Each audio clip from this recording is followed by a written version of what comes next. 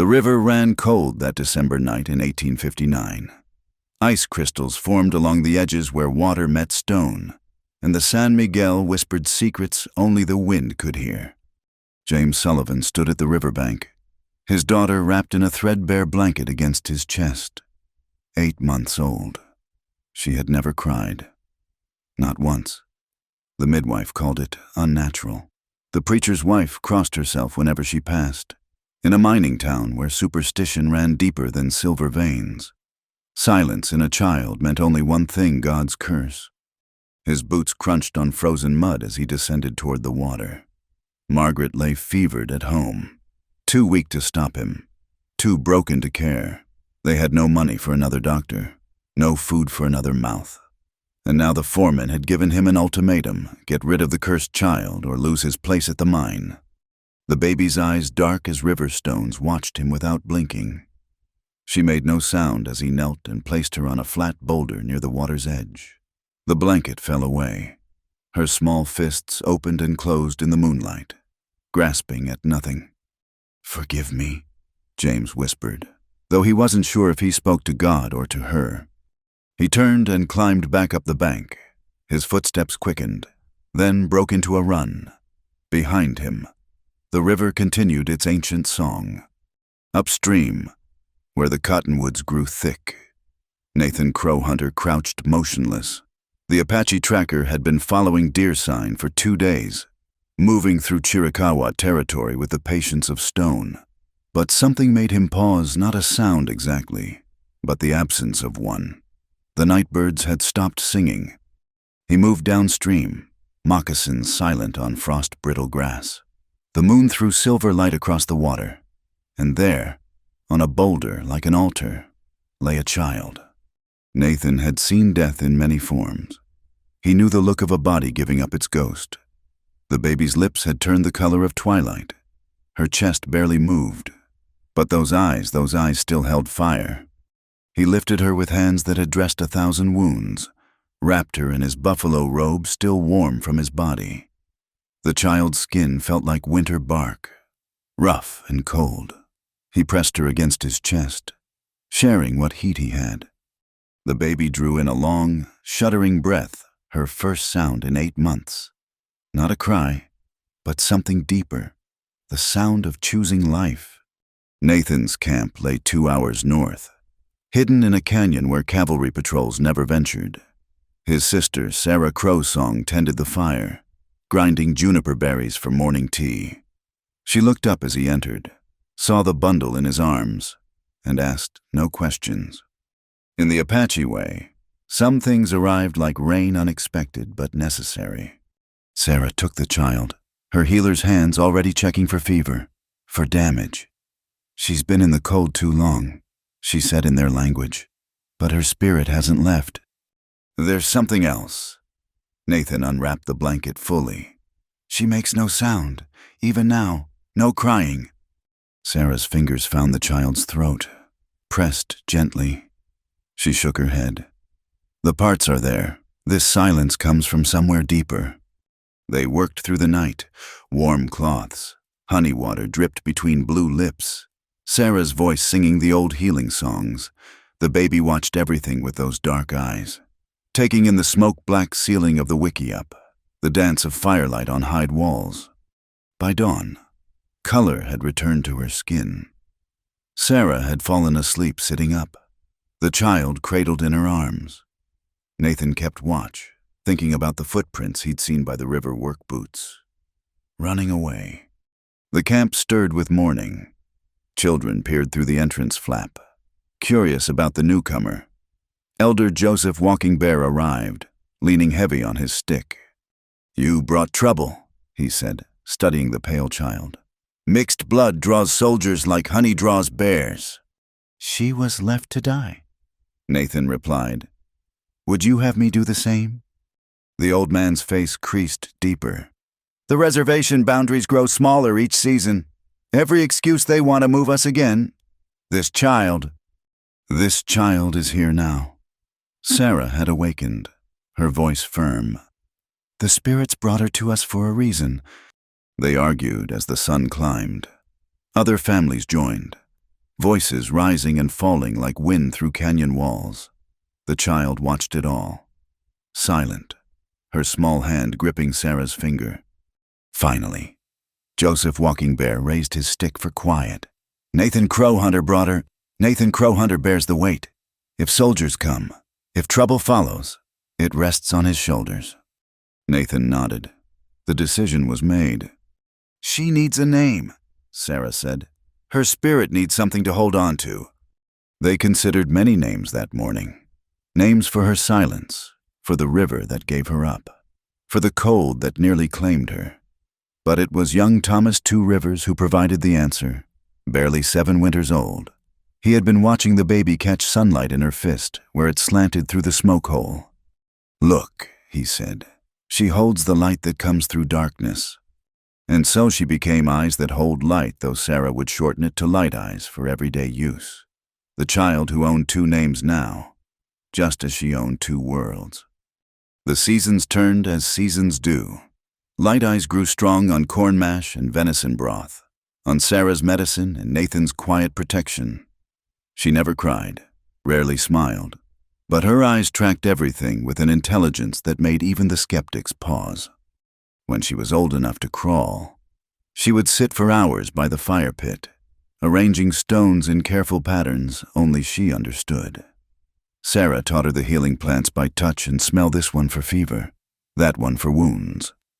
Light eyes learned by watching, by pressing leaves between her palms, by breathing in their essence. The other children kept their distance at first. Her silence unnerved them. Her pale skin marked her as different. But there was one who didn't care, Daniel Running Wolf, orphaned in a cavalry raid the spring before. Perhaps he recognized another soul set apart. He would sit beside her as she arranged her stones, adding his own to her patterns. Gradually, they developed a language without words, taps on the ground for attention, circular motions for approval, flat palms for stop. The adults watched, amazed, as the 2 children held entire conversations in gesture and glance. Nathan taught them both to read sign the movement of clouds, the way grass bent before buffalo, the story written in tracks across dust. Light eyes absorbed it all, her silence becoming not a lack but a different kind of attention. She heard things others missed, the change in wind that meant storm, the particular silence that meant strangers approaching. But the world beyond their hidden canyon was changing too. Nathan brought news from his scouting, new settlements spreading like spilled water, telegraph lines cutting across ancient paths, soldiers building forts on sacred ground. The Apache bands were being forced onto smaller and smaller pieces of earth, like a hide shrinking in the sun. One autumn day when the Light Eyes had seen 5 winters. Nathan returned with his face grave. He spoke low with the elders while the children pretended not to listen. New orders from Washington. All Apache must report to the agency at San Carlos or be considered hostile. That night, Sarah held Light Eyes close by the dying fire. Change comes like flash floods, she said, fast and hard and washing everything before it. But we are like the stones in the riverbed. We remain. Light Eyes pressed her small hand against Sarah's cheek, their signal for understanding. In the corner, Daniel Running Wolf watched with worried eyes. Even at 6 winters, he knew what reservation meant. Walls, soldiers, never enough food. The camp argued for days. Some families packed, ready to comply rather than fight. Others spoke of Mexico, of hiding deeper in the mountains. Nathan said little, but Light Eyes saw him checking his rifle, counting ammunition. The decision came like frost, sudden and sharp. They would stay through winter, then decide. The children were too small for hard travel, the elders too frail. Perhaps the orders would change. Perhaps the army would look elsewhere. But Light Eyes knew differently. She had been arranging her stones that morning and seen the pattern clearly, circles breaking, lines scattering. She tapped Daniel's wrist in their special rhythm, danger coming soon. He understood. That night, while the camp slept, he crept to her blankets. They sat together in the darkness, 2 children holding hands against a future neither could prevent. No words passed between them, but Light Eyes felt something new kindle in her chest, a warmth that had nothing to do with fire, everything to do with the boy who saw her truly. The first snow began to fall, soft as whispers. Somewhere in the distance, a coyote called to its mate. The river still ran at the canyon's mouth, carrying its secrets to the sea. And in the Apache camp, a child who had been thrown away learned what it meant to be chosen, again and again, by those who saw worth in her silence. Nathan stood watch at the camp's edge, rifle across his knees. The footprints by the river from 5 years past had long since washed away. But some things, once done, carved channels that time could never smooth. He thought of the man who had left this child to die, wondered if he ever woke with her ghost weight in his arms. The snow fell harder now, covering tracks, muffling sound. By morning, the world would be white and new. But morning was still hours away, and, for now, there was only the long watch through darkness, guardian to a child who had survived the river's judgment and might yet survive what was to come. The seasons turned their ancient wheel, and Light Eyes grew like a desert flower quietly, against all odds. By her 7th winter, she moved through the camp like smoke, her feet finding the silent places between twigs, her presence often unnoticed until she appeared at someone's elbow. Sarah Crowsong watched her with the careful attention of a master teaching an apprentice. The child learned to identify plants by touch alone, the fuzzy lamb's ear that stopped bleeding, the bitter Apache plume for stomach troubles, the sacred datura that must never be touched without ceremony. Light Eyes would hold each plant between her palms, breathing its essence, her dark eyes distant as if listening to stories only she could hear. "She sees with her fingers," Sarah told Nathan one evening as they watched Light Eyes sort dried herbs in the fading light. "And hears with her skin. The silence has made her other senses sharp as obsidian." Daniel Running Wolf remained her constant shadow. Now 8 winters. He had grown tall for his age, all knees and elbows and fierce protection. Their private language had evolved into something complex, a mixture of hand signs, tapped rhythms, and drawn symbols that even Sarah couldn't fully decipher. One morning, Light Eyes led Daniel to a flat stone near the stream. She drew spirals in the dust with her finger, then pointed to the sky. Daniel studied the marks, then nodded. By afternoon, clouds had gathered exactly as she'd predicted, bringing the spring's first real rain. "How does she know?" young Mary Standing Deer asked Sarah, watching Light Eyes move her hands through the rain as if reading messages in the droplets. "Some are born between worlds," Sarah replied. "She speaks the language we've forgotten how to hear." The camp had survived another winter hidden in their canyon, but Nathan's scouting brought darker news each time. The army was building a fort 2 valleys over. Surveyors had been seen marking trees, drawing maps. The Apache bands who had submitted to the reservation sent word of sickness, starvation, children taken to distant schools. Light Eyes felt the camp's fear like a physical thing, heavy as wet wool.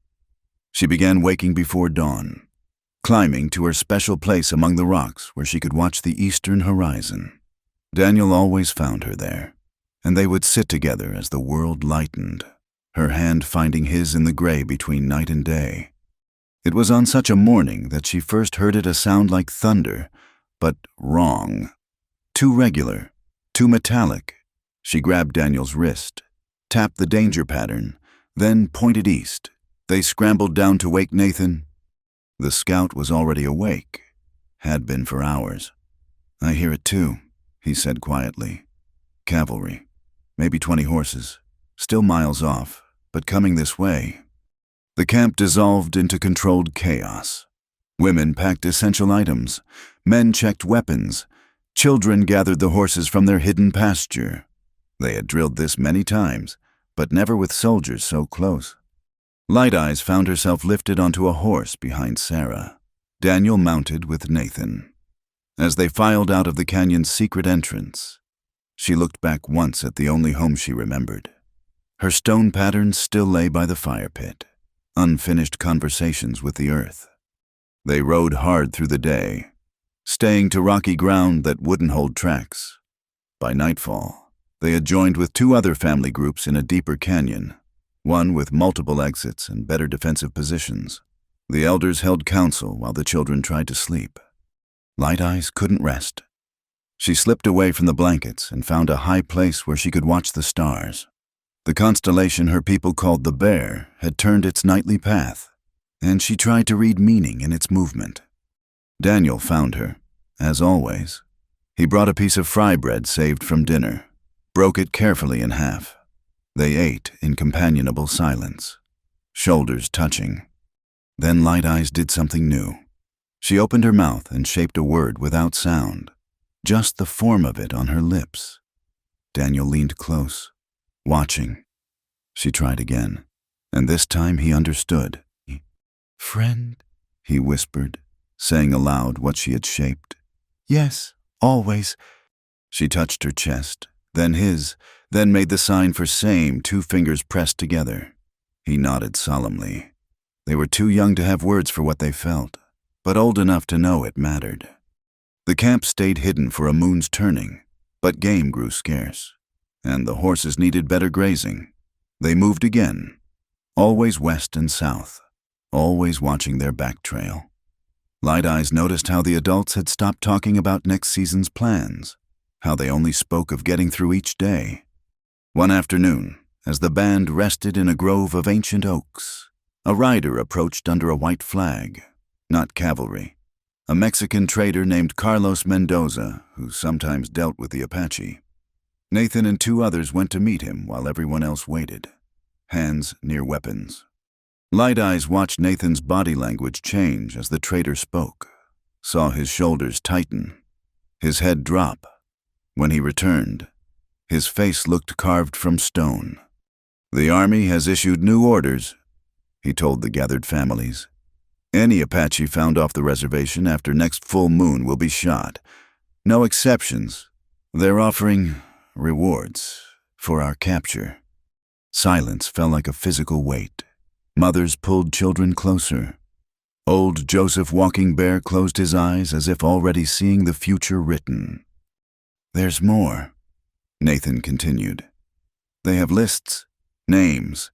They know about the camp in Hidden Spring Canyon. Someone told them." That night, the council argued until dawn. Fight or surrender Mexico or reservation. Split up or stay together. Light Eyes listened from her place beside Sarah, understanding more than the adults realized. She had learned to read the truth beneath words, the fear in brave voices, the doubt in certain ones. When the decision came, it satisfied no one completely. The band would split. Some families would try for Mexico. Others would go to the reservation, hoping to survive until times changed.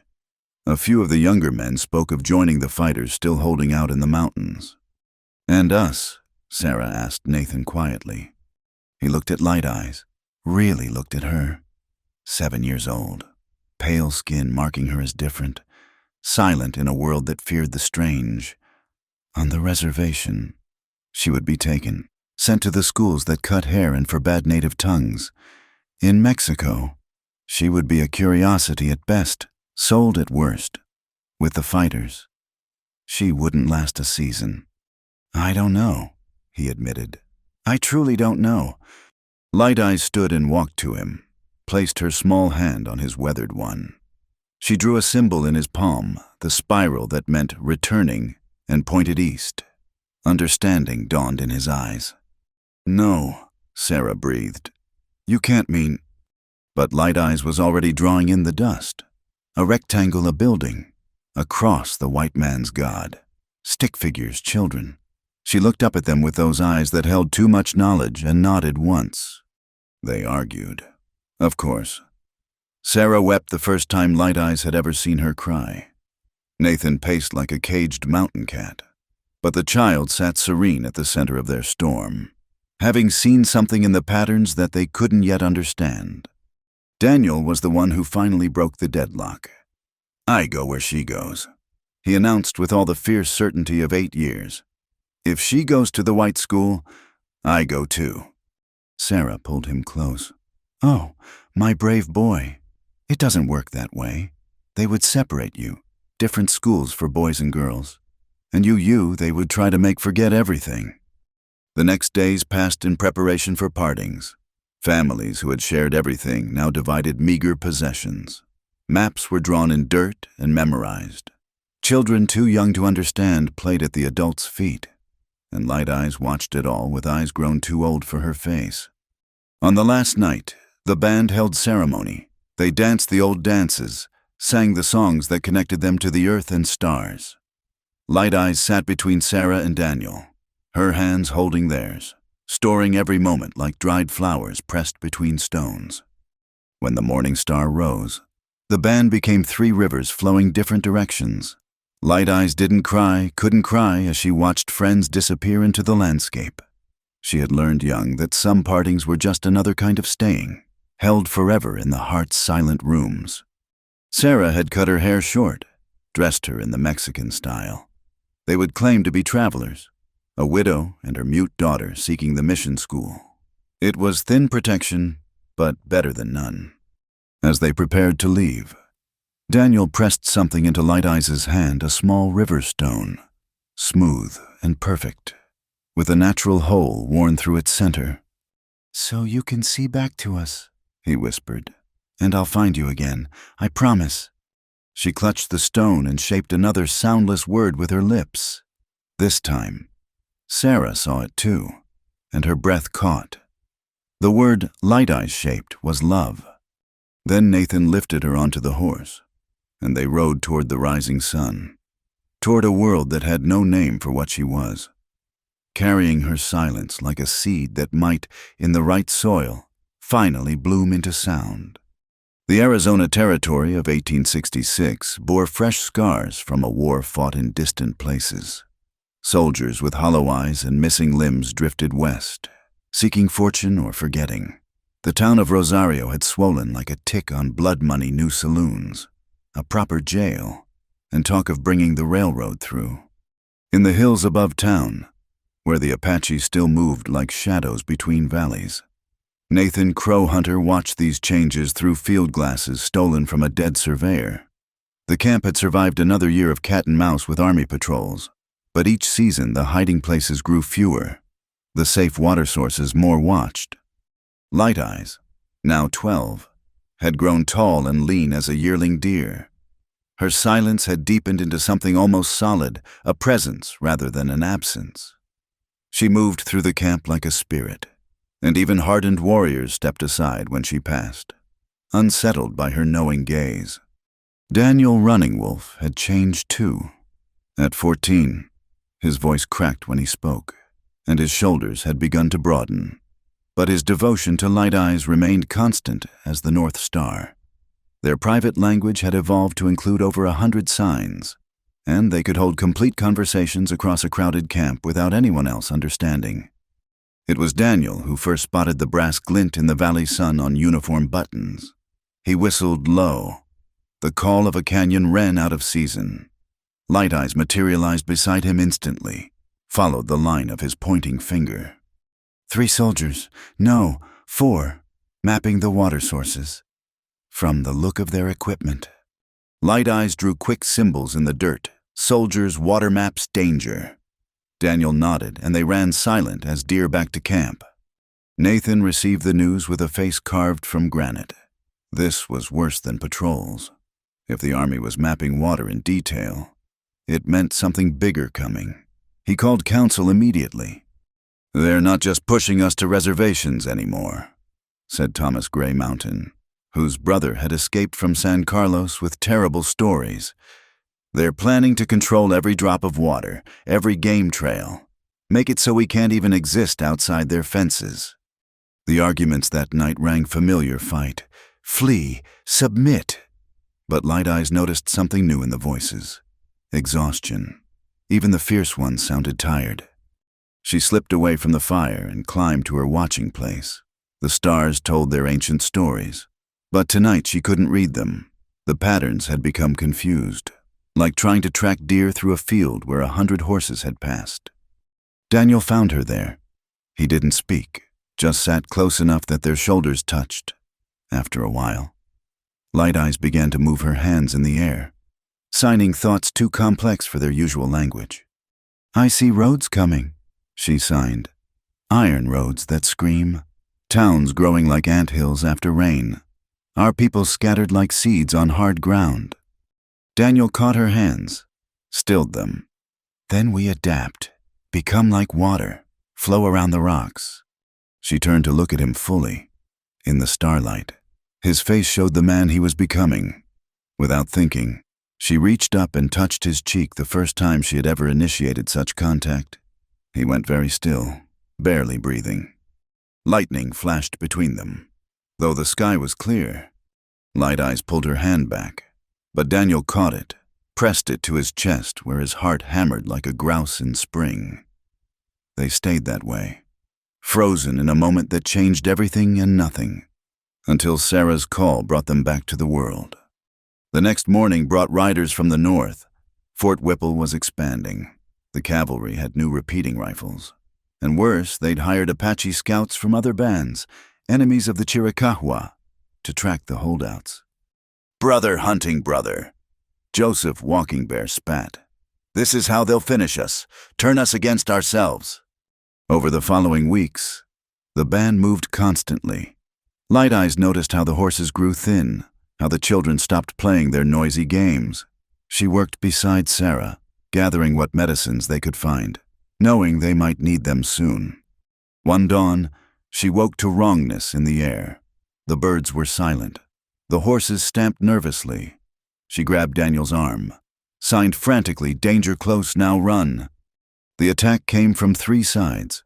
Not soldiers, Apache scouts in army pay, who knew exactly how the Chiricahua would defend, where the children would be hidden. The camp exploded into chaos. Nathan fought with desperate efficiency, trying to buy time for families to scatter. Light Eyes found herself separated from Sarah in the confusion, pushed with other children toward the emergency escape route they'd practiced so many times. But soldiers waited there too. Blue uniforms and rifles, shouting orders in English. Light Eyes froze, remembering another time, another uniform, another choice between capture and... Daniel crashed into her, pulled her sideways just as rifles fired. They ran together, hands clasped, dodging through smoke and screaming. Behind them, the world they'd known dissolved into violence. They hid through the day in a crack of rock barely big enough for their bodies, listening to horses and dogs searching. Light Eyes pressed her face into Daniel's shoulder, feeling him shake with the effort of staying silent. When darkness finally came, they crept out like ghosts. The camp was gone. Bodies lay still under army blankets. She couldn't tell who. Survivors had scattered to the 4 winds. Everything they'd owned was ash or confiscated. They found Nathan near midnight, wounded but moving, gathering other survivors in a box canyon. Sarah was there. Light Eyes nearly cried with relief. Would have if she could, but so many faces were missing. So many would never answer to their names again. 17 taken to the fort, Nathan reported, his voice rough. Including most of the children. The rest, he didn't finish. They couldn't stay. Come dawn, the soldiers would return. The survivors split into smaller groups harder to track, harder to feed, but perhaps harder to catch. Light Eyes found herself in Nathan's group with Sarah, Daniel, and 6 others. They moved like ghosts through familiar land made strange by loss. Days blended together, hiding, moving, searching for water the army hadn't found. Light Eyes had never seen Nathan afraid before, but she saw it now in how he startled at every sound, how his hands shook when he thought no one was looking. One evening, camped in a grove of dying cottonwoods, Sarah took Light Eyes aside. "I need to teach you something," she said quietly. In case we're separated." She showed Light Eyes a small packet of papers hidden in her medicine bundle.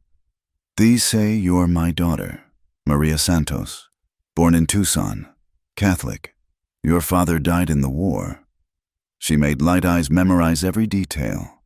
"If soldiers take you, you become Maria. You forget the Apache words.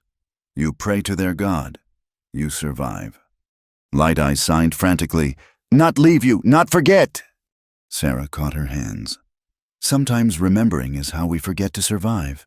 And you must survive. For all of us." That night, Light Eyes lay awake, feeling the weight of another name, another life she might have to wear. Beside her, Daniel shifted restlessly. She knew he'd heard everything, knew he understood what it meant. The next morning brought dust clouds on the horizon, many horses moving fast. Nathan made the hard choice they couldn't outrun cavalry in the open. Their only chance was to scatter, meet later if possible. Light Eyes found herself on a horse with Sarah, riding hard for the Mexican border. Daniel rode with his uncle in a different direction. There was no time for goodbye, just one last look that had to carry all the words they'd never learned to sign. The chase lasted 3 days. On the 4th, their exhausted horse stumbled in a dry wash. Sarah's leg twisted beneath her with a sound like breaking kindling. She couldn't ride, could barely walk. They hid through the day in the shade of a boulder, Sarah's face gray with pain. That night, she pressed the papers into Light Eyes' hands. "The mission at Rosario," she whispered. "They take orphans. You remember the story, Maria Santos? Remember." Light Eyes shook her head violently, clutched at Sarah's hands. But they both heard the horses coming, saw the torches beginning their search pattern. Sarah pushed her away. "Go! Now! Live!" And Light Eyes ran as she hadn't since that night the camp burned. Behind her, Sarah began to sing a death song, a warrior's song, drawing the soldiers away from a child's trail. The mission bells at Rosario rang dawn prayers as a girl stumbled from the desert. Torn dress, Mexican style, feet bloody, eyes that had seen too much. The sisters took her in, asked gentle questions. "Maria Santos," she whispered, the first words she'd spoken aloud in 12 years. Her voice came out cracked, strange, like a door unopened too long. "My mother, gone." They believed her. Why wouldn't they? The territory was full of orphans, casualties of the endless conflict. They gave her water, food, a narrow bed in a room with 7 other lost girls. That night, as hymns echoed through stone walls, Light Eyes pressed Daniel's river stone to her chest and tried to remember how to breathe in a world that wanted her to be someone else. Outside, the desert waited. Somewhere, her people ran or hid or had already been caught. And she had chosen the hardest survival of all. To live as Maria Santos, to forget in order to remember, to be silent in a new way, until the time came to speak again. The mission bells of St. Catherine's rang 6 times daily, marking prayers that Light Eyes, now Maria Santos, moved through like a sleepwalker. January of 1867 brought unseasonable cold to Rosario, and frost etched patterns on the dormitory windows that reminded her of Sarah's medicine drawings. Sister Margaret, the elderly nun who ran the orphanage, watched Maria with keen blue eyes. "You're a quiet one," she observed after the girl's first week. "But quiet can be good. God hears the silent prayers loudest." Light Eyes nodded, kept her hands folded, tried to shrink into this new skin. The other girls whispered about her, the wild one from the desert who barely spoke, who flinched at sudden movements, who sometimes stood at windows staring at the mountains like a caged hawk. She learned the routines quickly. Morning prayers, breakfast of porridge and watered milk, lessons reading from the Bible, basic arithmetic, proper comportment for young ladies, afternoon chores, evening prayers, the same rhythm, day after day, designed to smooth away whatever wildness the girls had brought with them. But at night, when the others slept, Light Eyes would press her face to the cold window glass and practice her signs in the darkness. "Remember," she'd sign to her reflection. Daniel, Nathan, Sarah. The river stone stayed hidden beneath her thin mattress, her one proof that another life had existed. 3 weeks into her stay, during morning lessons, Sister Margaret asked her to read aloud from Psalms. Light Eyes stood, the heavy Bible trembling in her hands. She'd learned to read years ago, Sarah had insisted, but speaking remained difficult. each word a small betrayal. "The Lord is my shepherd," she began, her voice hoarse with disuse. "I shall not want—" The words came haltingly, but they came. Sister Margaret nodded approval. "Better practice brings grace, Maria." That afternoon, while scrubbing the chapel floors, Light Eyes heard familiar voices in the courtyard. Not Apache, but Spanish spoken with the accent of miners. She crept to the window and saw him, James Sullivan, her father, though grayer now and walking with a limp. He was delivering supplies to the mission, talking with Sister Margaret about donations from the mine. Light Eye's knees gave out.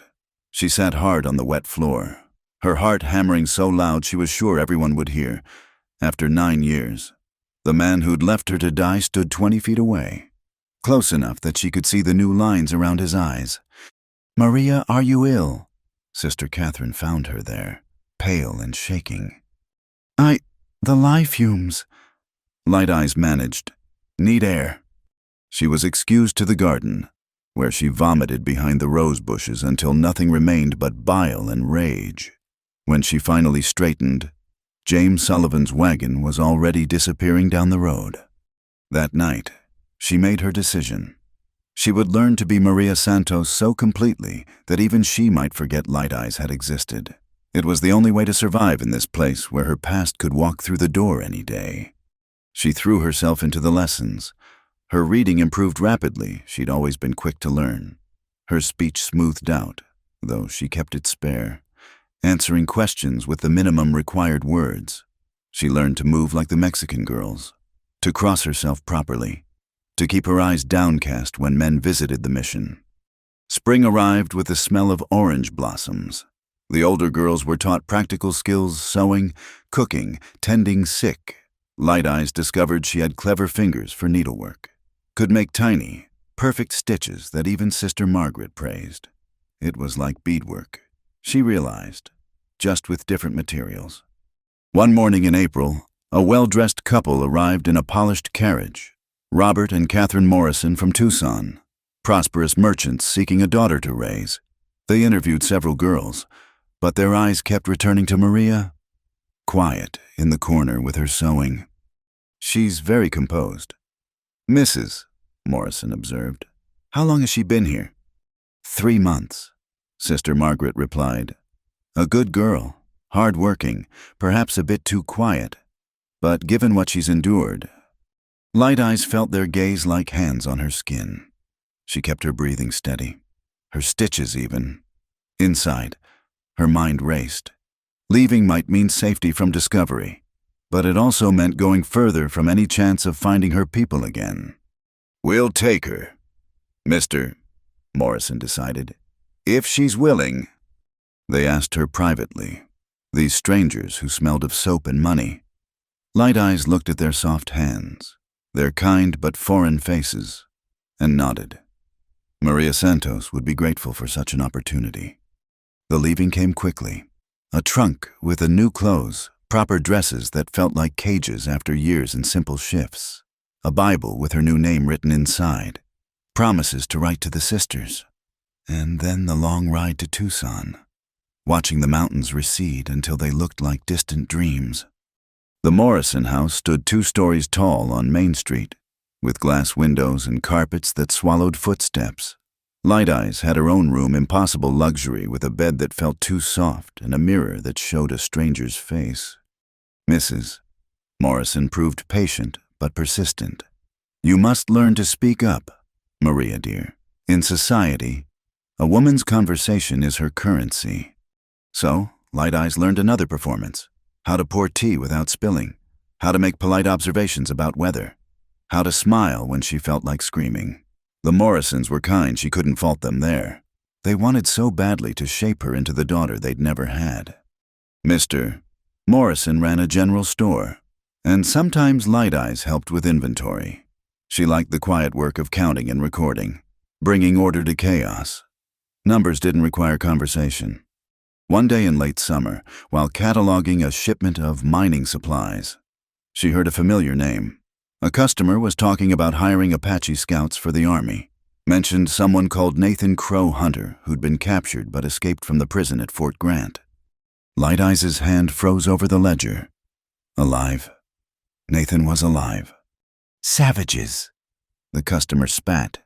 Should have hung him when they had the chance. Now he's probably back with those renegades in the mountains.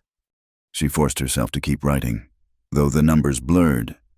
That night, she lay awake calculating distances, possibilities. Fort Grant was 3 days' ride. The mountains where survivors might hide. Another 2, impossible for Maria Santos, but for Light Eyes. Fall brought social obligations. The Morrisons insisted she attend church socials, learn to interact with other young people. Light Eyes endured teas where girls her age giggled about bows and fashions. She smiled, nodded, contributed just enough to avoid suspicion. But sometimes she'd catch herself signing beneath the table, or arranging her food in patterns that meant things only Daniel would understand. In those moments, the weight of her deception felt crushing. One Sunday after service, the Morrisons introduced her to their friend's son, William Hartley, 17, bound for college back east, full of talk about progress and civilization. He looked at her with interest that made her skin crawl. Miss Santos has quite a mysterious air, he told his mother loudly enough for Light Eyes to hear. Like she's keeping secrets. That night, she packed a small bundle the river stone, dried food stolen from the pantry, a knife from the kitchen. But morning found her still in her soft bed, paralyzed by the truth she had nowhere to go. The Apache were scattered or imprisoned. Returning to the wild meant death or worse. Maria Santos was her only shield now. So she stayed, learned to waltz, helped Mrs. Morrison with charity work, smiled when William Hartley called, though his attention grew more persistent as winter approached. The Morrisons clearly approved of the match, a good family, excellent prospects. You're 16 now, dear Mrs. Morrison said one evening, adjusting Light Eyes' hair for another social. Time to think about your future. William is quite taken with you. Light Eyes stared at her reflection, pale skin carefully kept from the sun, hair twisted into fashionable curves, dress cinched to show a figure she'd never asked for. Maria Santos stared back, perfect and empty. I'm not ready, she said carefully. Perhaps I should focus on my education first. Mrs. Morrison frowned, but didn't press yet. That night, the dream came again. Sarah singing her death song, Daniel reaching for her across widening distance, the river stone turning to ice in her palm. She woke gasping, her throat working to produce sounds that wouldn't come. In the morning, she found blood on her sheets, her first woman's flow, arriving like a seal on her transformation. Mrs. Morrison fluttered around with gentle instructions and reassurances, welcoming her to womanhood. But Light Eyes felt only the closing of another door. She was no longer the child who'd run from soldiers. That girl might have found her way back somehow. This woman, this Maria Santos, with her proper English and clean hands, could never return to what was lost. She stood at her window that night. Looking toward mountains, she could no longer see past the town's growth. Somewhere out there, her people continued their struggle. And she continued hers, the slow, daily battle of living as someone else in order to someday, somehow, remember who she'd been. The river stone sat warm in her palm, its weight the only thing that still felt real. The years had carved deeper lines into Tucson's dusty streets by 1874. The Southern Pacific Railroad pushed closer each month, bringing promises of prosperity and strangers who looked at the desert like something to be conquered. Light Eyes. Maria Santos, to everyone who knew her, had learned to move through this changing world like a shadow with substance. At 21, she'd grown into the kind of beauty that made men stop on boardwalks. But something in her dark eyes kept them from approaching too boldly. Mrs. Morrison complained about the suitors she'd refused. Good matches all. William Hartley had finally taken his broken heart back east. Others had tried and failed to win more than polite conversation. You can't mourn forever, dear Mrs.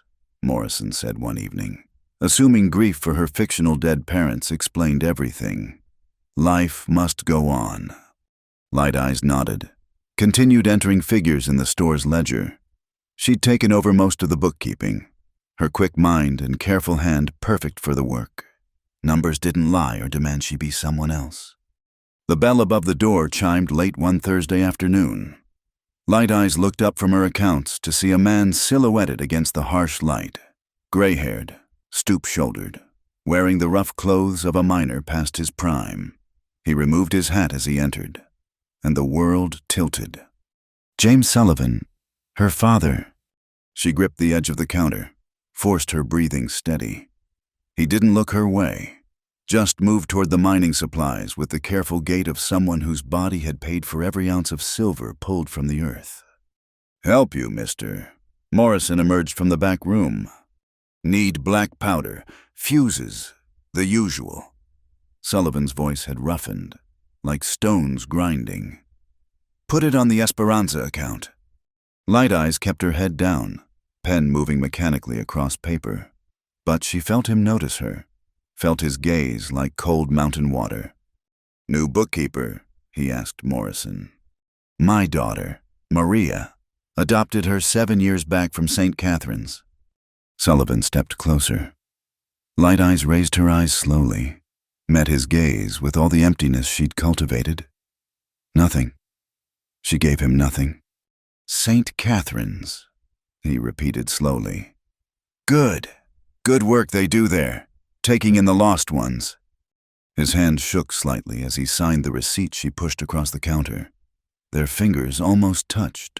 She watched him search her face, saw the moment something flickered in his eyes, not recognition exactly, but unease, the animal knowledge that predator and prey sometimes share. He left quickly after that, forgetting his change. Light Eyes placed the coins in the till with steady hands, though inside she felt earthquakes. That night, she lay rigid in her bed, reliving every second. He hadn't known her. The pale young woman with careful English bore no resemblance to the silent infant he'd abandoned. She was safe. Maria Santos remained intact. But seeing him had cracked something open. Memories she'd buried rushed up like spring floods. Sarah's hands braiding her hair, Nathan's patient teaching, Daniel's laugh, rare and precious. The weight of all she'd lost pressed down until she could barely breathe. She rose before dawn, walked to the edge of town where desert still claimed dominion, found a cluster of rocks that might have been Apache prayer stones if you knew how to look, sat in the dust, uncaring about her dress, and let herself remember fully for the first time in years. The sun found her there, tears making clean tracks through trail dust. When she finally returned home, Mrs. Morrison fussed about her appearance, but Light Eyes barely heard. Something had shifted. The perfect performance of Maria Santos suddenly felt unbearable. She began small rebellions, letting sun darken her skin despite Mrs. Morrison's horror, speaking less at social gatherings, returning to her childhood economy of words. At the store, she started keeping private records tracking which supplies went to mines near traditional Apache territories, listening for news hidden in casual conversation. Autumn brought unexpected fruit. A freight driver mentioned seeing Indians near San Carlos who weren't reservation-bound. Ghost bands. He called them move like smoke. Army can't find them to save their lives. Light Eyes' heart jumped. Survivors, still free. She began planning that night. Cached supplies beneath loose floorboards, studied maps by candlelight, memorizing water sources, found reasons to practice riding, though Mrs. Morrison thought it unladylike. She wasn't sure what she intended, only that Maria Santos had become a grave she needed to escape. The chance came in late September. Mr. Morrison took ill with fever. Nothing serious, but enough to close the store for several days. Mrs. Morrison tended him constantly. Light Eyes volunteered to check on their warehouse across town, knowing it would give her hours of freedom. She found more than inventory there. In a crate of books donated for the new school, she discovered something impossible. A journal in Apache pictographs, hidden between volumes of Shakespeare. Her hands trembled as she traced the familiar symbols. Recent entries. Someone was using the warehouse as a message point. She added her own marks. Eyes that hold light seeks her people. Full moon, Saguaro Springs. The next weeks passed in agonizing slowness. She maintained Maria's routines while her true self woke from 7 years of sleep. The full moon approached like a promise or a threat. On the appointed night, she slipped out wearing men's clothing stolen from the warehouse, took a horse she'd been secretly conditioning, rode toward Saguaro Springs with her heart threatening to break free from her chest. The springs lay silver under moonlight, empty. She waited, doubt creeping in as hours passed. Maybe the journal was old. Maybe whoever left it had been captured. Maybe a shadow moved wrong against the rocks. Then another. Light Eyes forgot to breathe as figures emerged Apache, free Apache, moving with the fluid grace she remembered. And leading them, impossible. But the moonlight didn't lie. Daniel Running Wolf, grown tall and hard-muscled, wearing traditional dress and modern weapons, alive. She stood slowly, hands visible and empty. He stopped mid-stride, his escort raising rifles, for a heartbeat that lasted years. They stared at each other across impossible distance. Then she signed their old private greeting, modified for adult hands but unmistakable.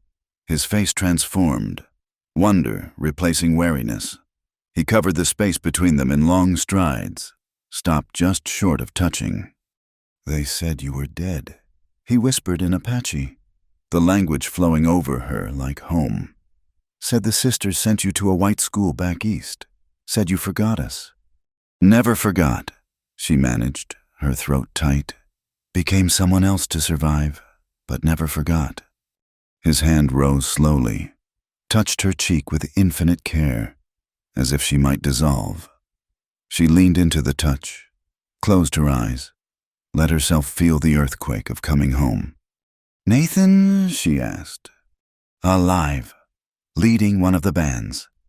"Sarah," his voice caught. "Sarah's death song worked, drew them away. We found her body 3 days later, buried her facing sunrise." Grief and relief tangled in her chest. She pulled out the river stone, worn smooth by years of handling. Daniel's eyes widened. "You kept it." "Only true thing I had." They talked through the night, 7 years compressed into hours.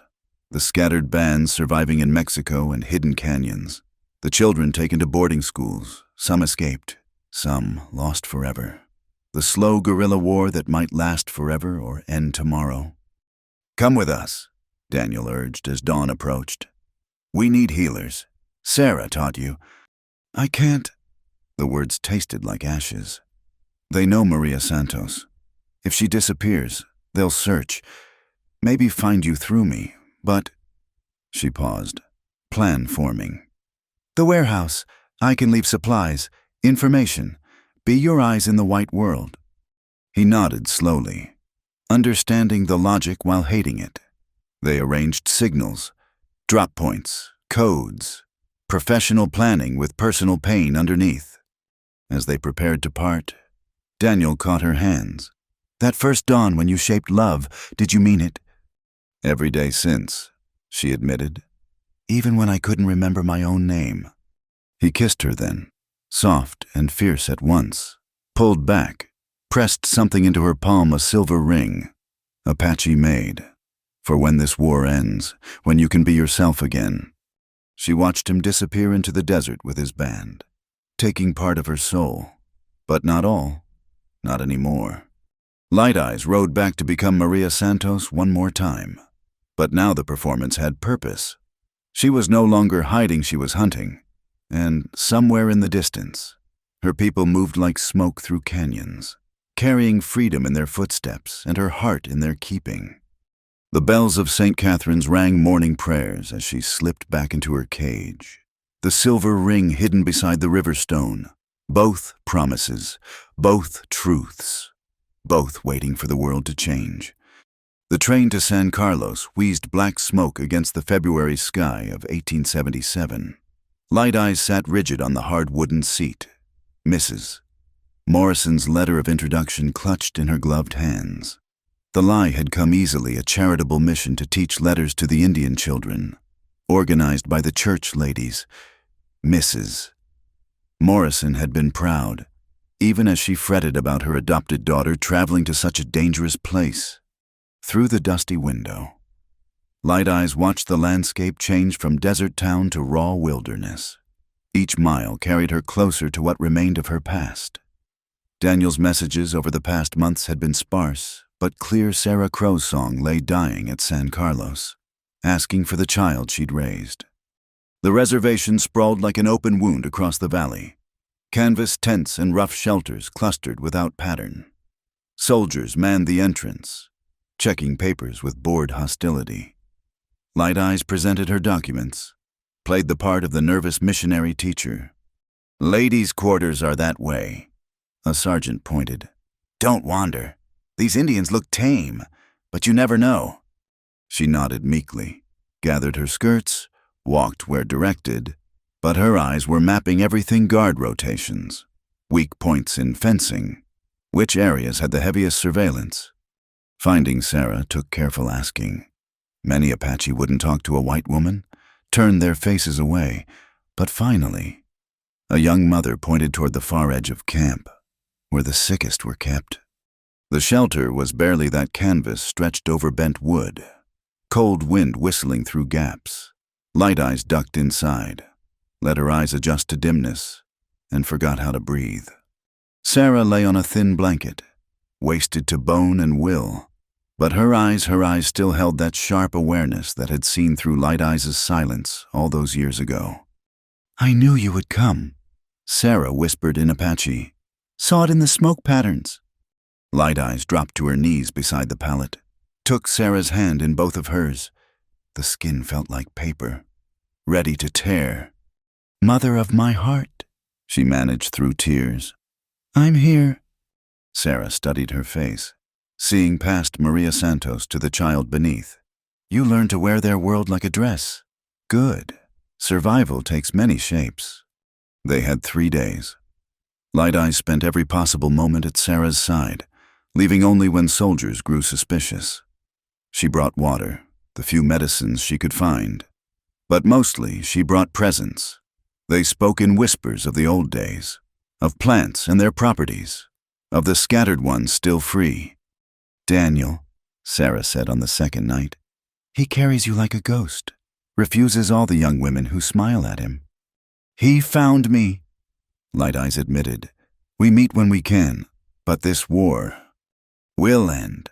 All wars do. The question is, who remains to see it?" Sarah's breath rattled.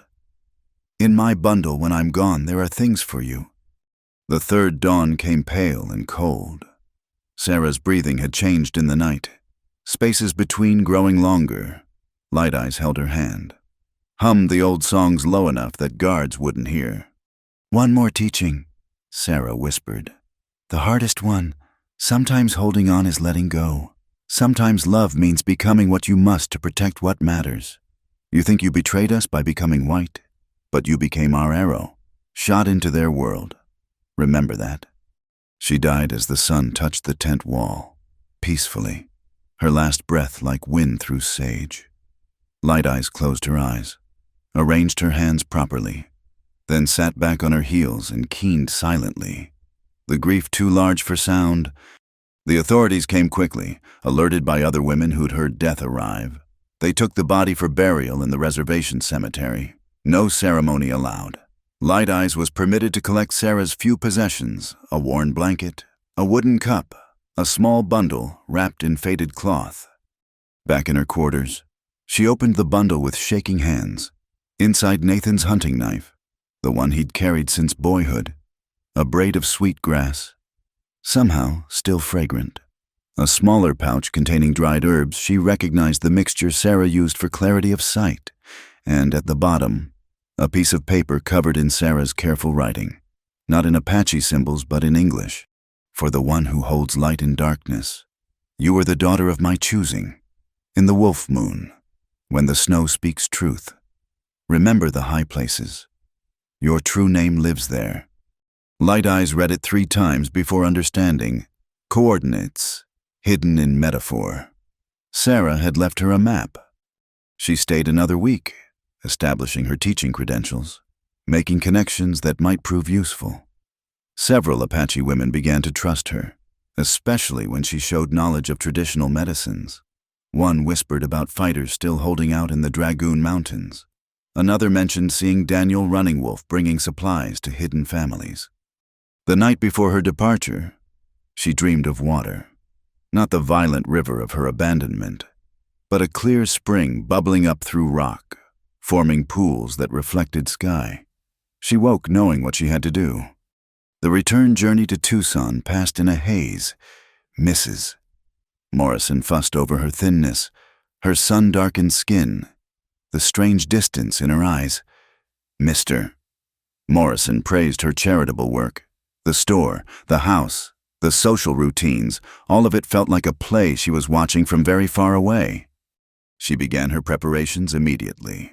Using store connections, she arranged for supplies to be lost in shipment blankets, ammunition, preserved foods that somehow never reached their destinations but appeared in Daniel's careful hands. She transcribed Sarah's medicine knowledge into a journal, coding it as recipe collection. Spring arrived with unusual rains, turning the desert briefly green. Light Eyes used the cover of a church picnic to slip away, riding hard for the coordinates Sarah had hidden in her message. High in the Catalina Mountains, where snow still clung to north-facing slopes, she found what she sought. A cave, almost invisible unless you knew where to look. Inside, wrapped in oilcloth, Nathan Crowhunter's journal, maps of hidden water sources, names and locations of Apache families still free, plans for regrouping once the current military commander was replaced, and at the back, page after page in Daniel's hand messages he'd written to her over the years, never sent, documenting a love that distance couldn't kill. She spent hours reading, memorizing, planning. When she finally emerged, stars had claimed the sky. She built a small fire in the Apache way, burned sage, and spoke the words she'd held silent too long. I am eyes that hold light, daughter of abandonment and choosing. I walk in 2 worlds to serve 1 people. This is my truth. The wind carried smoke and words into darkness. Somewhere, she felt Sarah smile. Back in Tucson, she refined her system. The general store became an intelligence post, gathering information from travelers, miners, soldiers on leave. She learned which commanders could be bribed, which routes the army patrolled, when supply trains would move. All of it flowed through careful channels to the resistance. One evening in late summer, James Sullivan appeared again at the store, older still, walking with a cane now. He bought his supplies without recognition, but lingered, watching her work. "You remind me of someone," he said finally. "People say that." She met his gaze steadily. "Common faces, perhaps." He shook his head slowly. "No. Someone I wronged, long ago, the worst thing I ever did." Light Eyes' hand stilled on the ledger. Here was the moment she'd imagined 1,000 times, the chance to reveal herself, to condemn, to force him to face what he'd done. Instead, she heard Sarah's voice. "Sometimes love means becoming what you must." "We all carry regrets," she said quietly. "The weight of them shapes us." Sullivan's eyes filled with tears he didn't let fall. "Some weights can't be put down." "No, but they can be transformed, through choosing differently next time." He left without another word, but came back the next week with a donation for the Apache children at San Carlos, a substantial sum. Light Eyes sent it through her networks to the free bands, imagining Sarah's dry laugh at the irony.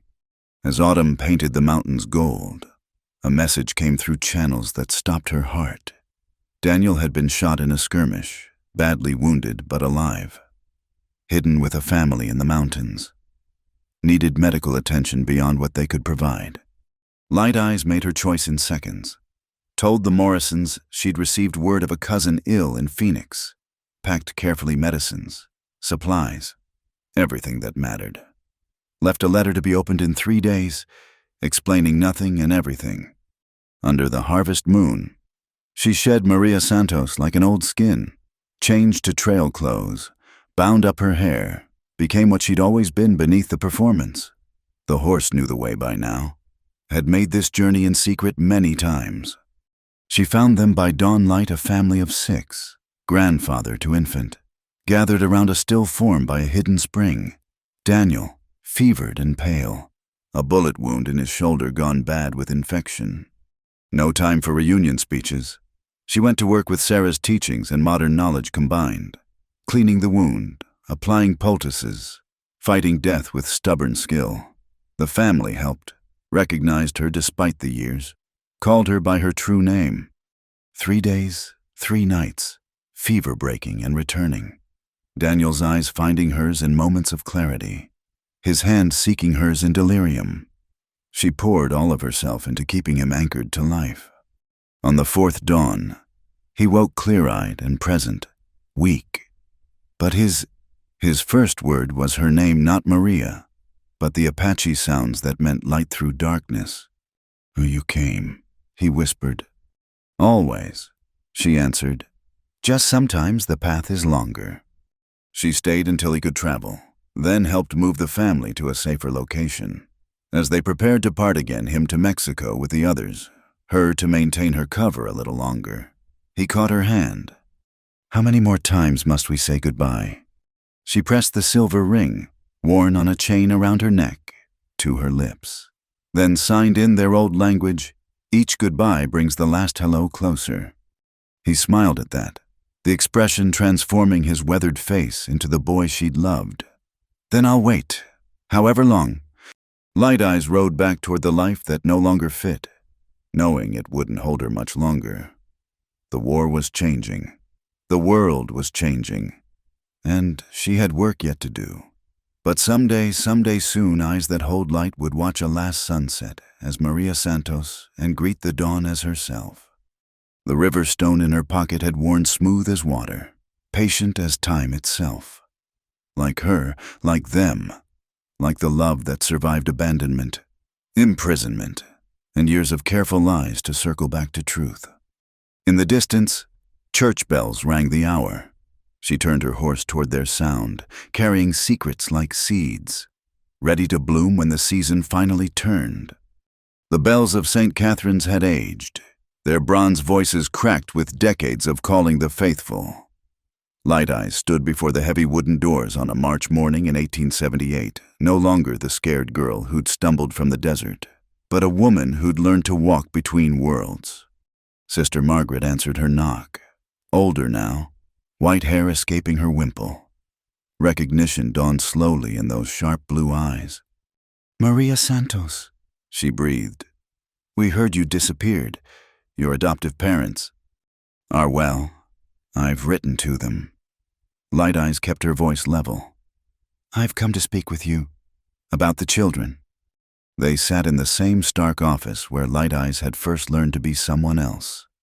Sister Margaret's hands trembled slightly as she poured tea, the china rattling like old bones. "You know why I'm here," Light Eyes said. The nun's face tightened. "I don't know what you mean." "The night you found me on your doorstep, January 1867, a child who couldn't speak, brought by Indians. You knew, didn't you, where I came from? Who left me?" Silence stretched between them, heavy as wet wool. "Finally." Sister Margaret set down her cup with careful precision. "I suspected the timing, your age, the circumstances. There had been talk in town about the Sullivan baby. Born wrong, they said, then suddenly gone. And you said nothing? What would I have said to whom the child was already abandoned, already saved?" The nun's voice carried decades of justification. "We gave you a chance at a proper life." Light Eyes stood, moved to the window overlooking the courtyard where she'd first learned to hide in plain sight. Children played there now, other lost souls being molded into acceptable shapes. "I didn't come to condemn," she said finally. "I came to understand, and to ask something." Sister Margaret waited, hands folded in habitual prayer position. There are children at San Carlos, Apache children.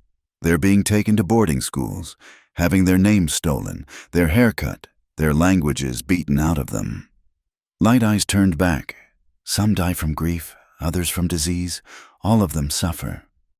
The government says it's for their own good, to civilize. I lived it. Don't tell me what it's for. The words came sharp, un-Maria-like. Light Eyes breathed deep, found control. I want to hold a gathering, here, in your courtyard, for the children the world calls broken, mute, deaf, different, Apache, Mexican, mixed blood. Let me teach them that silence has its own language. Sister Margaret's face cycled through emotions, fear, doubt, something that might have been old guilt. The church authorities would never. Tell them it's charity work. Tell them Maria Santos, that proper young lady you created, wants to share her blessings. Tell them whatever you need. Light Eyes leaned forward. You gave me a life I didn't choose because you thought it was saving me. Now let me save others in a different way. The nun aged before her eyes, shoulders bowing under invisible weight. You're asking me to admit we were wrong. I'm asking you to do better. Long silence. The bells rang the noon hour. Finally. Sister Margaret nodded once, sharp as a blade. Saturday afternoons, 2 hours. We'll call it Special Instruction for the Afflicted. Light Eyes left through the front door this time. Head high. The first battle was won. Word spread through careful channels. Families who'd hidden their different children began to emerge. That first Saturday, only 3 came: a Mexican girl born deaf, an Apache boy who spoke only to birds, a mixed-blood child whose eyes saw colors others couldn't. Light Eyes sat with them in the courtyard dust, ignoring Sister Margaret's hovering disapproval. She began with hands, showing them the signs Daniel had taught her so long ago. The deaf girl actually laughed when she realized she could speak with her fingers. More came the next week, and the next. Soon the courtyard filled with children the world had labeled wrong, learning they were simply different. Light Eyes taught them Apache hand talk mixed with signs she'd learned from a deaf woman in Tucson, showed them how to read the sky, feel weather changes in their bones, communicate through touch and rhythm. Parents began to linger, watching. A Mexican leather worker whose son hadn't spoken since witnessing his mother's death. A Yaqui woman whose daughter had been born with a twisted foot and sharp intelligence everyone overlooked. Even some white families, desperate enough to overcome prejudice. One afternoon, as Light Eyes demonstrated how to sign friend, she noticed a familiar figure at the gate. James Sullivan, hat in hand, watching with haunted eyes. She continued teaching, didn't acknowledge him, but felt his presence like a stone in her shoe. He came back the next week, and the next, never entering, just standing at the gate like a penitent. The 4th week, he brought something, a small wooden box, which he gave to Sister Margaret before disappearing. Inside, Light Eyes found tools for teaching, slate boards, chalk, paper, expensive things, and at the bottom, a note in shaking hand, for the children who deserve better than they got. She used the supplies, said nothing, but the next time he appeared at the gate, she met his eyes across the distance, nodded once, saw him crumble against the adobe wall, an old man finally feeling the weight of old sins. The gatherings grew. Light Eyes brought in others to help: a Mexican midwife who knew herb healing, a former soldier who'd learned Plains Indian Sign Language, even Mrs. Morrison, who conquered her fears to read stories while Light Eyes translated them into signs. One Saturday in high summer, commotion at the gate announced new arrivals. Light Eyes looked up from teaching a group to sign water and froze. 3 Apache women from San Carlos, permitted a rare town visit, stood watching. One was the young mother who'd first directed her to Sarah. Their eyes met across the courtyard. The woman's face cycled through shock, recognition, understanding. Then, deliberately, she made a sign, the one that meant eyes that hold light. The children didn't notice, absorbed in their lesson. But Light Eyes felt the world shift, plates of identity grinding against each other. She continued teaching, hands steady, while the Apache women watched their lost daughters share their language with children of all bloods. Afterward, they approached carefully, spoke in Spanish, mindful of listening ears, but their signs carried deeper meaning. "We thought you were lost to the white world," the eldest said.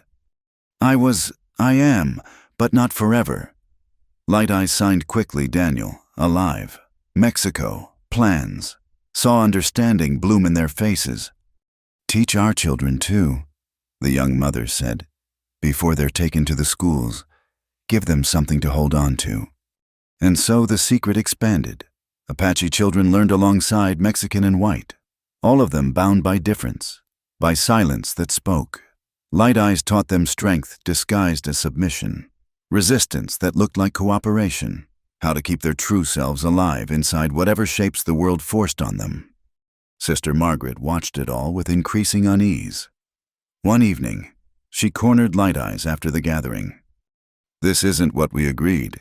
You're teaching them. I don't know what you're teaching them, but it's not proper instruction. I'm teaching them to survive with their souls intact." Light Eyes met her gaze steadily. "The way Sarah Crow's song taught me, the way you never could." The nun flinched. "That's not fair. We did what we thought was best for you, for your idea of salvation, not for us." Light Eyes softened slightly. "But you're allowing this now. That matters. Don't stop it because it makes you uncomfortable." September brought a letter through hidden channels. Daniel recovered, working with Nathan to establish a settlement in Mexico where Apache could live free. "Come soon," it said. "The war is ending, just not the way anyone thought." Light Eyes burned the letter, kept the words, "soon, but not yet," not while children filled the courtyard every Saturday, learning to speak with their hands, to find power in their difference. One cool October afternoon, James Sullivan entered the gate for the first time, walked slowly, painfully, to where Light Eyes sat with a circle of children, lowered himself to the dust with difficulty. "Teach me," he said simply. The children stared. The old white man with his mining scars and whiskey-worn face didn't belong in their circle. But Light Eyes, after a long moment, nodded. "The first sign," she said, taking his weathered hands in hers, shaping them, "means I see you, not just with eyes, but with understanding, like this." He learned slowly, clumsily, but with desperate attention. When the gathering ended, he stayed seated in the dust, practicing signs with tears tracking through the grime on his face. "I threw you away," he said quietly. "My own blood. Because you were different, because I was afraid." Light Eyes knelt before him, made the sign for past finished, then the one for now choosing. "Sarah Crow's song taught me we die as ourselves," she said, "but we live as many people. You're choosing to be someone new. That's all any of us can do."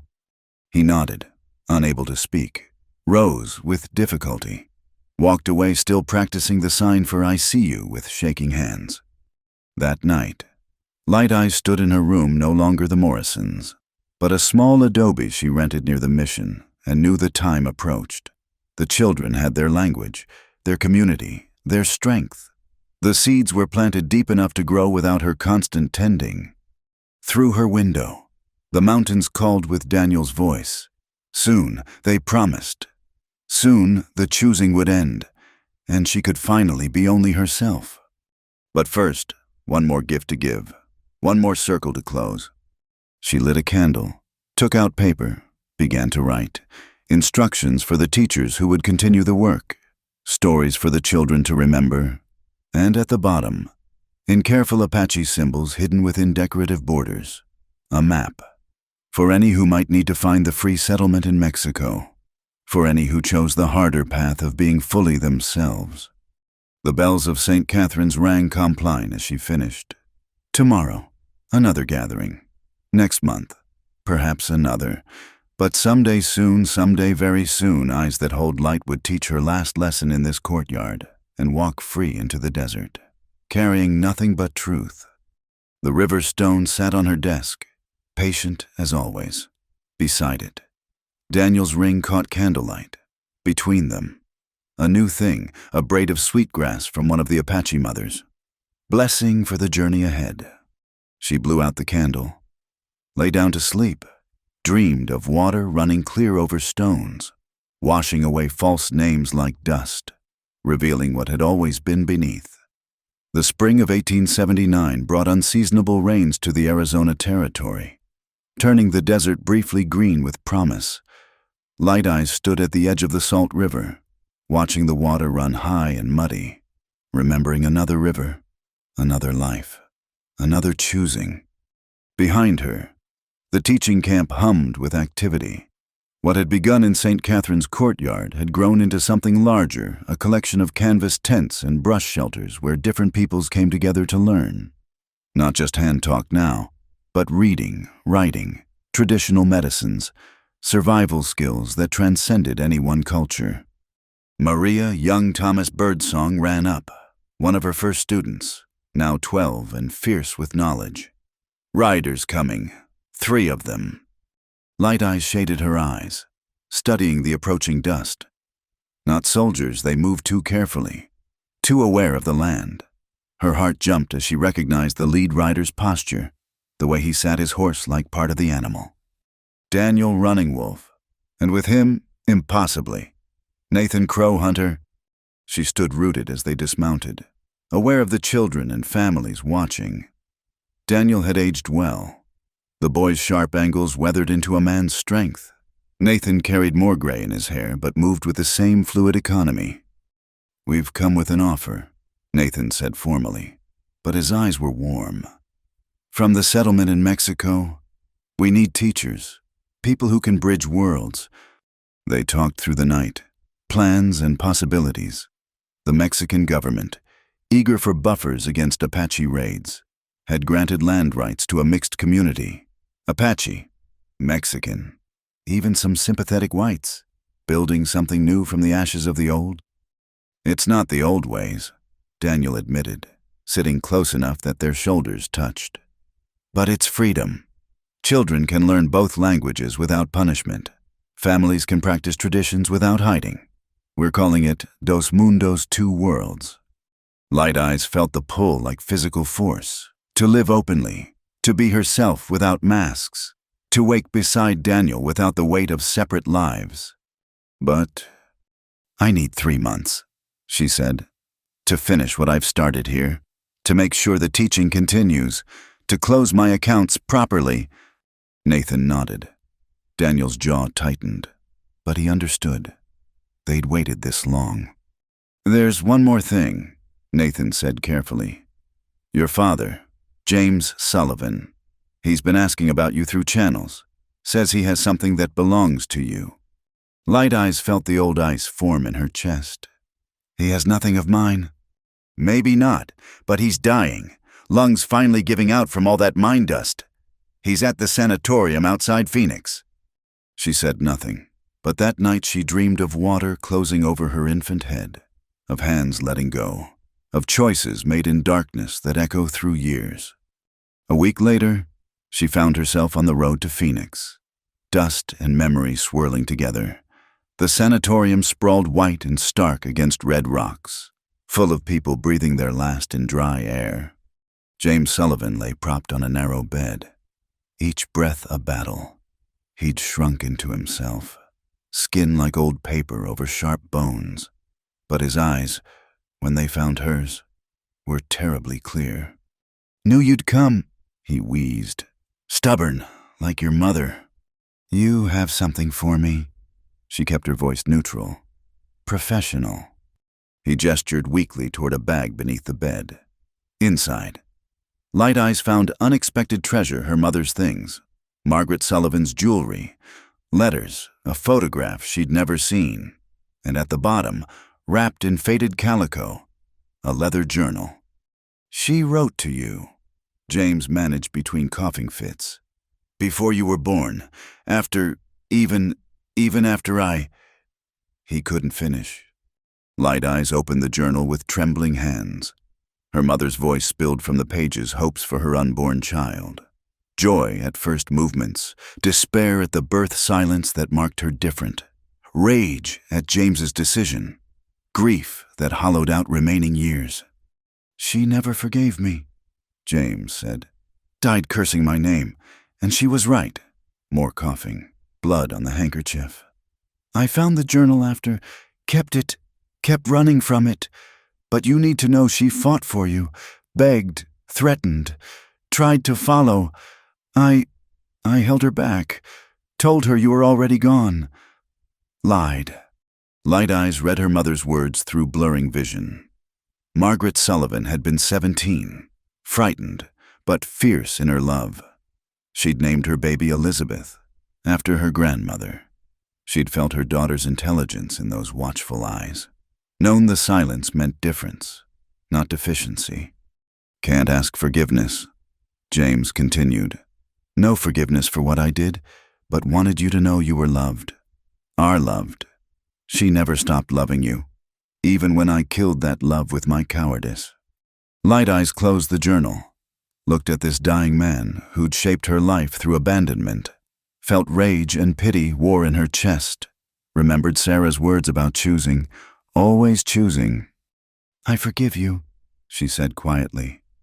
"Not for you, for me, for the weight I'm tired of carrying."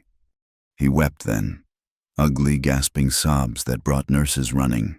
Light Eyes left him to their care, walked out carrying her mother's memory, finally complete. The 3 months passed in a blur of preparation. She formally dissolved Maria Santos, returning the identity to the sisters who'd created it, transferred the teaching camp to Thomas Birdsong's mother and the former soldier who'd become passionate about education, said careful goodbyes to the Morrisons, who still didn't fully understand but wished her well. One task remained. On her last night in Tucson, she returned to the mission for the final Saturday gathering. The courtyard overflowed children, parents, grandparents, all come to see Teacher Maria one last time. She taught them the sign for journey, for carrying forward, for memory keeping. Told them, in signs and careful words, how silence could be strength, how difference was not deficiency, how every language spoken, signed, or lived had its own power. "You are bridges," she told them, "between worlds, between peoples, between what was and what will be. Build well." As the gathering ended, she noticed a final figure at the gate, Sister Margaret, looking older than her years, watching with something like understanding in her eyes. Light Eyes approached, made the sign for gratitude. "You're going to them," the nun said. It wasn't a question. "I'm going home." Sister Margaret reached out, pressed something into Light Eyes' hand, a small wooden cross, worn smooth by decades of handling. "This was left with you that night. I should have given it to you long ago. But you were protecting Maria Santos." Light Eyes studied the cross, seeing her mother's touch in its worn edges. "I understand. We all do what we think best with what we know at the time." They parted without further words. Some bridges, once crossed, can't bear return weight. Dawn found Light Eyes at Saguaro Springs, the place of first meeting. Daniel waited with horses and supplies, his smile worth the years of separation. They rode south together, not fleeing this time, but choosing each other, choosing freedom, choosing to be whole. The wedding ceremony in Dos Mundos was neither Apache nor Catholic, but something new, words in multiple languages, blessings from various traditions, witnesses from all the wounded peoples finding healing together. Light Eyes wore her mother's necklace and Sarah's medicine bag, carried her father's regret transformed to understanding. Daniel placed his ring on her finger at last, spoke vows in their private language that only they could fully comprehend. Nathan performed the ceremony, his words simple. "You have been split water finding its way back to one river. Flow together now, flow strong." That night, in their simple adobe home, Light Eyes, Elizabeth Ayla, all her names finally at peace together, lay beside her husband, and felt the universe settle into rightness. Through the window, stars told their ancient stories to any who could read them. She thought of the children in St. Catherine's courtyard, signing their truths. Of her mother, loving fiercely against disapproval. Of Sarah, teaching survival through apparent surrender. Of James, choosing accountability at the end. Of all the small choices that led to this moment, this life, this love that had survived every attempt to drown it. Daniel stirred beside her, pulled her closer in sleep. His heartbeat drummed against her back, steady as earth, sure as seasons turning. She pressed her hand over his, felt the ring that marked their choosing, and smiled in the darkness. In the morning, there would be work teaching, building, healing the rifts between peoples. The world beyond Dos Mundos still churned with conflict, with those who believed in walls rather than bridges. The fight for survival, for dignity, for the right to exist between worlds would continue. But tonight, eyes that hold light rested in the arms of the one who had seen her truly from the beginning. Tonight, all her names sang harmony.